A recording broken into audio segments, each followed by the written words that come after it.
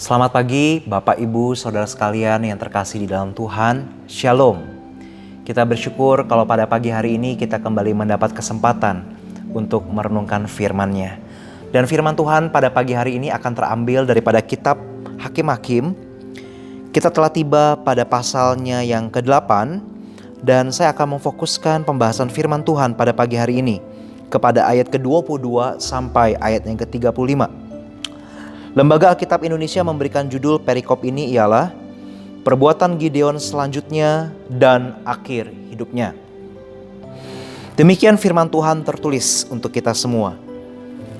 Kemudian berkatalah orang Israel kepada Gideon, "Biarlah engkau memerintah kami, baik engkau, baik anakmu maupun cucumu, sebab engkaulah yang telah menyelamatkan kami dari tangan orang Midian." Jawab Gideon kepada mereka, "Aku tidak akan memerintah kamu, dan juga anakku tidak akan memerintah kamu, tetapi Tuhan yang memerintah kamu." Selanjutnya kata Gideon kepada mereka, "Satu hal saja yang kuminta kepadamu. Baiklah kamu masing-masing memberikan anting-anting dari jarahannya."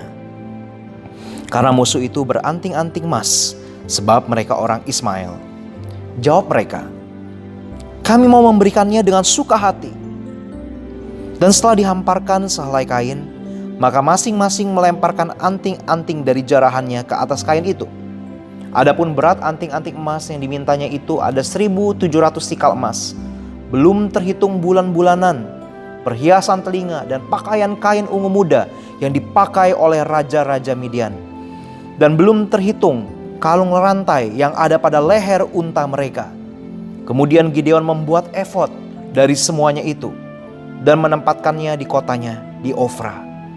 Di sanalah orang Israel berlaku serong dengan menyembah efod itu.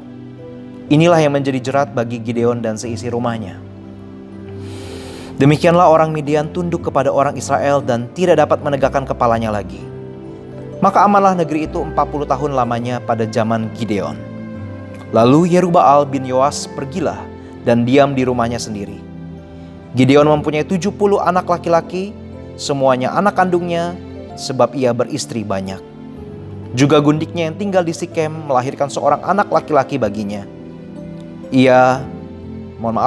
Lalu ia memberikan nama Abimelek kepada anak itu. Gideon bin Yoas mati pada waktu rambutnya telah putih. Lalu dikuburkan dalam kubur Yoas ayahnya di Ofra, kota orang Abiezer. Setelah Gideon mati, kembalilah orang Israel berjalan serong dengan mengikuti para Baal dan membuat Baal Berit menjadi Allah mereka. Orang Israel tidak ingat kepada Tuhan Allah mereka yang telah melepaskan mereka dari tangan semua musuhnya di sekelilingnya. Juga tidak menunjukkan terima kasihnya kepada keturunan Yerubbaal. Gideon seimbang dengan segala yang baik yang telah dilakukannya kepada orang Israel.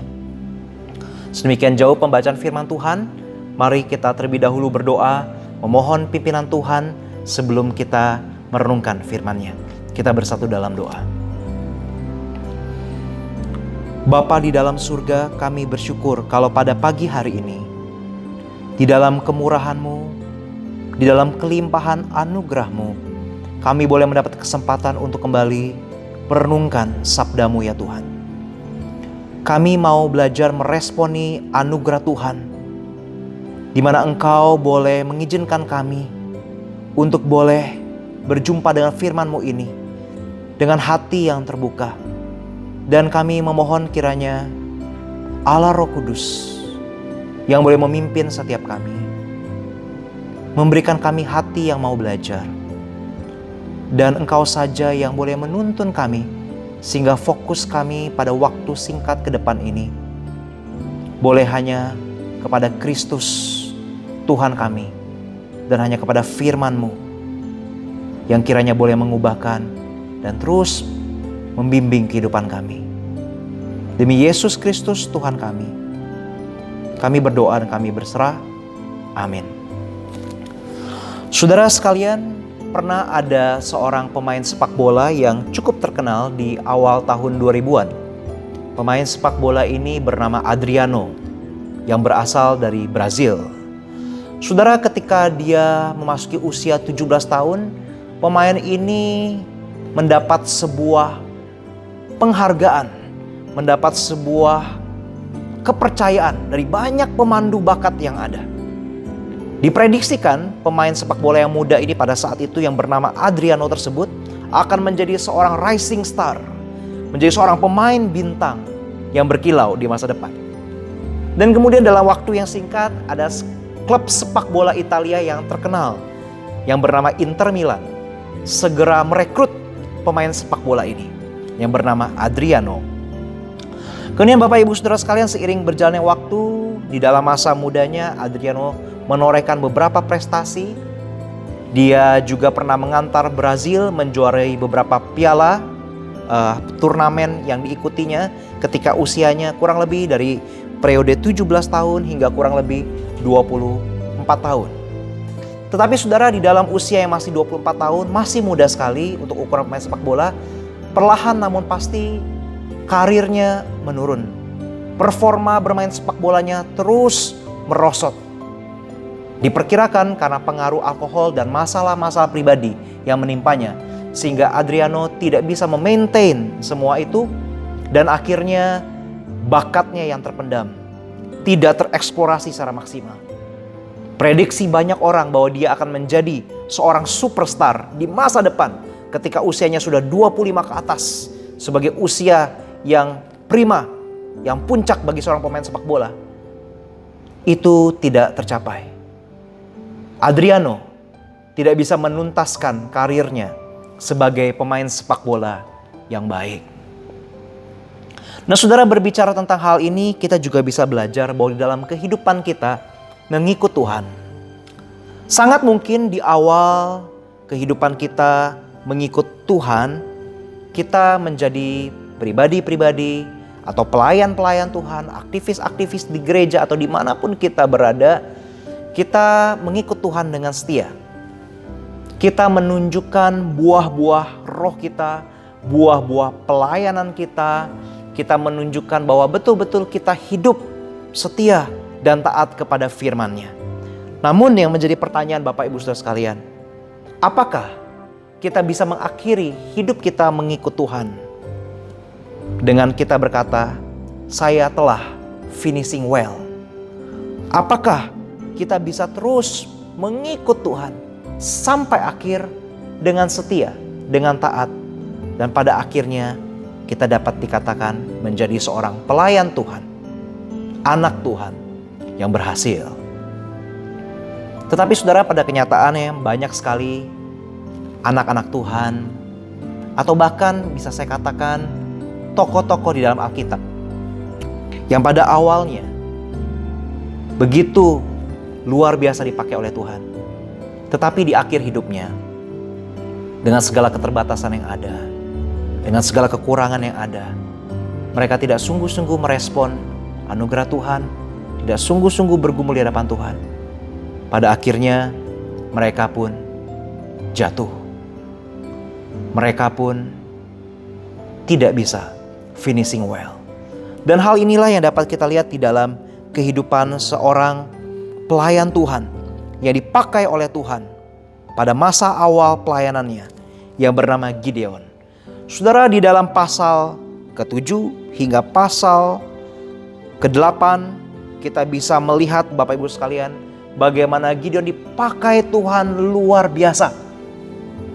Dia memimpin bangsa Israel hanya 300 orang, mengalahkan bangsa Midian yang jumlahnya jauh melampaui pasukan Israel saat itu.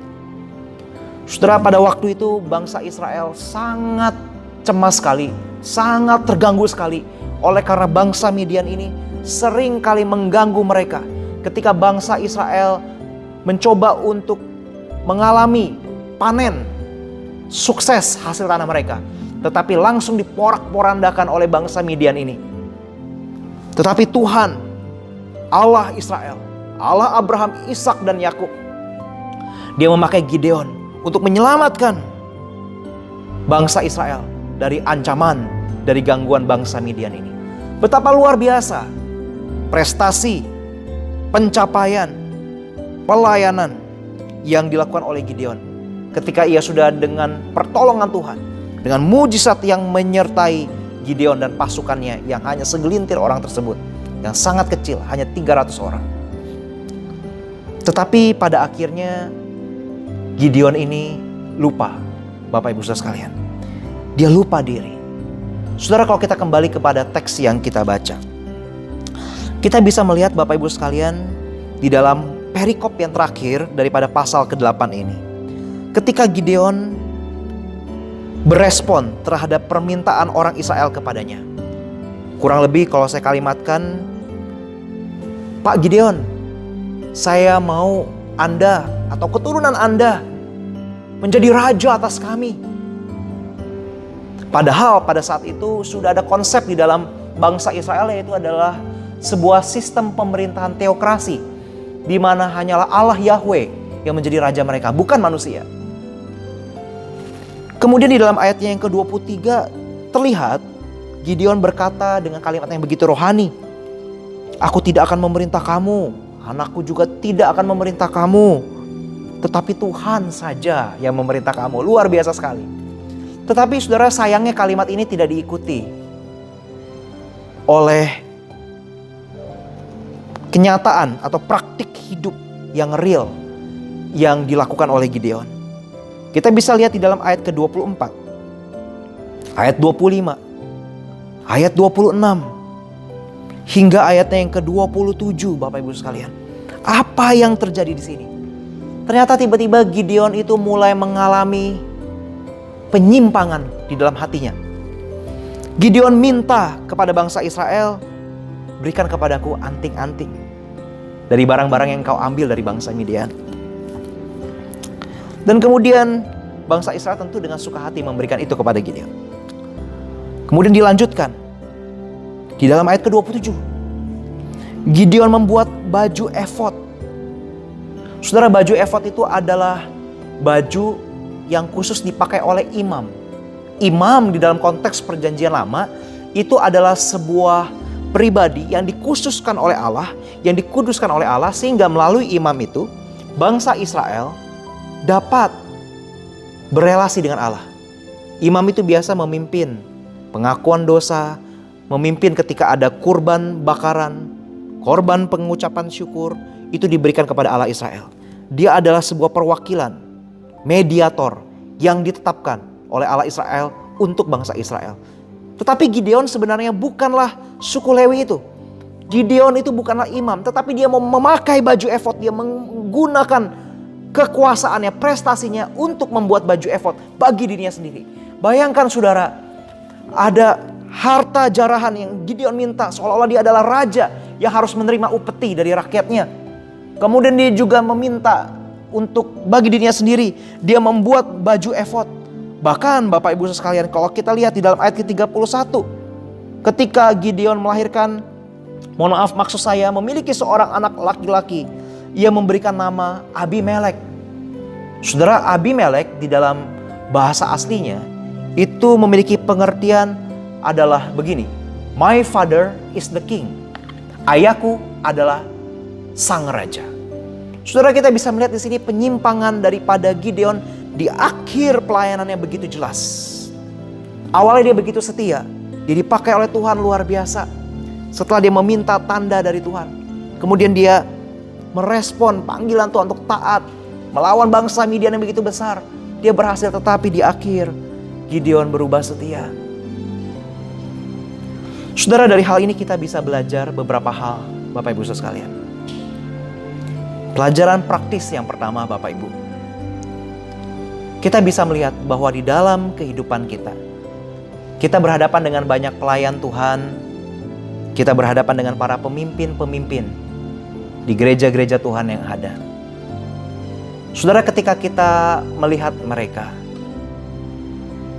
tentu kita menyadari bahwa mereka diurapi oleh Tuhan, dipakai oleh Tuhan, diberikan anugerah untuk melayani Tuhan. Tetapi di saat yang bersamaan, kita juga dapat menemukan sebagai manusia yang terbatas, orang-orang yang dipanggil untuk melayani Tuhan di dalam berbagai aspek atau sektor pelayanan yang ada, atau menjadi pemimpin-pemimpin rohani. Mereka pun juga memiliki kelemahan. keterbatasan. Tetap ada pengaruh daripada manusia lama. Tetap ada natur dosa yang terus perlu diperangi dan diatasi. Dan saudara, ketika kita melihat kelemahan seperti itu, sebagaimana Gideon sudah begitu terlihat terekspos kelemahannya, apa yang menjadi sikap kita? Apakah kita menghakimi? Apakah kita hanya mencibir? Tetapi saudara, di sini kita diingatkan bahwa kita harus belajar melihat realita itu, menerima realita itu, dan kita mendoakan. Adakah kita mendoakan para pelayan-pelayan Tuhan? Atau dalam konteks Gideon, bisa saya katakan para pemimpin-pemimpin rohani kita. Di dalam segala keterbatasan yang ada, di dalam segala kerapuhan, kelemahan yang ada, adakah kita membawa mereka dalam doa? Tentu kita diberkati oleh pelayanan mereka. Mereka mendoakan kita, mereka menjadi pelayan-pelayan Tuhan yang baik, yang efektif. Tetapi kita juga diingatkan bahwa kita pun dipanggil untuk turut mendoakan mereka, supaya Tuhan terus jaga, Tuhan terus bentuk, Tuhan terus urapi, sertai di dalam pelayanan mereka. Yang kedua, saudara, yang kita juga perlu pelajari, sekalipun di sini adalah konteksnya Gideon pemimpin rohani, tetapi ini juga bisa menjadi sebuah refleksi buat kita semua. Apakah kita pemimpin rohani atau pelayan Tuhan, aktivis biasa di gereja, atau anak-anak Tuhan yang umum kita melayani dan beribadah bersama di gereja. Saudara, di dalam kehidupan kita mengikut Tuhan, di awal kita bisa begitu setia, tetapi bagaimana dengan akhir daripada kehidupan kita? Saudara, ketika kita percaya kepada Tuhan, kelemahan kita tidak langsung hilang. Tuhan tidak sedang bermain sulap dengan kita. Ketika kita bertobat, kita dilahir barukan oleh kuasa Roh Kudus, tidak serta-merta kelemahan kita hilang. Kelemahan spiritual kita, kelemahan psikologis kita, kelemahan kita di berbagai aspek karakter kita tetap ada dan tetap perlu kita gumuli betul-betul di hadapan Tuhan. Saudara, banyak sekali anak-anak Tuhan pada akhirnya tidak finishing well. Mengapa? Karena betul teori firman Tuhan ia tahu. Dan ketika firman Tuhan itu didengungkan, mungkin saja dia mendengar, menerimanya, dan muncul guilty feeling. Oh iya, aku merasa ditegur, aku tahu ini salah. Tetapi saya kok tidak berdaya untuk berubah. Saya tidak mampu untuk terus belajar bertumbuh. Mengapa, saudara? Karena yang terjadi ialah, yang menjadi esensi atau inti dari permasalahan adalah ketika kita sudah mengenali kelemahan kita, adakah kita membawa kelemahan itu? Setiap kita punya kelemahan masing-masing, berbeda satu sama lain, areanya berbeda. Seorang hamba Tuhan besar sekalipun punya kelemahan. Setiap kita ada, tidak ada yang lebih baik. Semua membutuhkan anugerah Tuhan sebagai orang berdosa. Tetapi pertanyaannya, adakah kita membawa kelemahan itu, kita mengakui kelemahan itu di hadapan kaki Kristus? Kristus pernah berkata kepada murid-muridnya, di luar aku, kamu tidak dapat berbuat apa-apa. Mari kita sebagai anak-anak Tuhan, kita datang kepada Kristus. Kita menggumuli segala kelemahan, keterbatasan kita. Dan kita bisa masuk terus di dalam proses pengudusan dalam hidup kita. Tuhan tidak meminta kita langsung menjadi sempurna. Tetapi Tuhan mau kita diproses, Bapak Ibu sekalian. Diproses tentu tidak mudah. Banyak pengalaman-pengalaman yang Tuhan izinkan terjadi untuk membentuk kita semakin serupa dengannya. Tetapi ketika itu terjadi, Tuhan ingin merenda suatu narasi kehidupan yang indah bagi setiap kita. Saudara, ketika kita menjadi pelaku firman, Mazmur pasal 1 pernah berkata, berbahagialah, berbahagialah. Itulah kunci yang Tuhan mau kita temukan. Ketika kita berubah, kita melakukan firman-Nya, kita ditransformasi oleh firman-Nya, kita akan berbahagia. Rasul Petrus punya kelemahan. Dia pernah menyangkal Kristus 3 kali. Bahkan setelah Yesus naik ke surga, di Galatia pasal 2 pun, dia pernah melakukan keputusan etis yang salah di hadapan orang-orang Yahudi yang datang pada saat itu. Dan dia ditegur oleh Paulus. Dan kemudian Rasul Paulus pun juga pernah berkata, ada duri dalam dagingku. Ia pun bergumul dengan kelemahan dirinya. Padahal ia seorang rasul besar, penginjil besar. 13 kitab di dalam perjanjian baru ditulis oleh Paulus. Tapi mereka semua mau diproses oleh Tuhan. Dan Tuhan tidak pernah membuang mereka. Dan saudara, firman Tuhan pada pagi hari ini mengingatkan kita semua bahwa kita dipanggil untuk mengikut Tuhan adalah hal yang baik. Tetapi kita juga diingatkan supaya kita dengan pertolongan Tuhan, kita bisa finishing well. Kita boleh mengatasi segala kelemahan kita. Janganlah kita mengulangi apa yang dilakukan Gideon. Dipakai Tuhan luar biasa pada awalnya, tetapi ketika mencapai puncak kesuksesan, Gideon gila kekuasaan. Dia mau jadi raja. Dia mau mengambil alih peran imam. Bahkan dikatakan saudara sekalian, setelah Gideon meninggal, pada akhirnya orang Israel berjalan serong dengan mengikuti para Baal. Yang lebih ironis lagi, efod yang dibuat oleh Gideon sendiri, baju efod itu malah disembah oleh bangsa-bangsa Israel. Suatu dampak yang begitu mengerikan yang terjadi. Marilah kita berhati-hati, Bapak Ibu Saudara sekalian. Di dalam ikut Tuhan, kiranya kita boleh terus setia. Dan kita tidak bisa mengandalkan kekuatan kita sendiri, tetapi kita mengandalkan kekuatan Roh Kudus yang beserta dengan kita. Bukan seberapa kuat kita memegang Allah, tapi marilah kita bersandar sepenuhnya kepada seberapa kuat Allah memegang kita, yang mengerjakan keselamatan dalam diri kita, sehingga kita boleh merespon anugerah kasih Allah yang tiada berkesudahan itu. Dan pada akhirnya kita boleh berkata, aku telah mengakhiri pertandingan hidup ini dengan baik. Finishing well. Finishing well. Tuhan Yesus memberkati kita semua. Selamat pagi. Dan saya percaya aktivitas Bapak Ibu Saudara sekalian akan diberkati oleh Tuhan. Dan Tuhan beserta dengan Anda sekeluarga. Amin.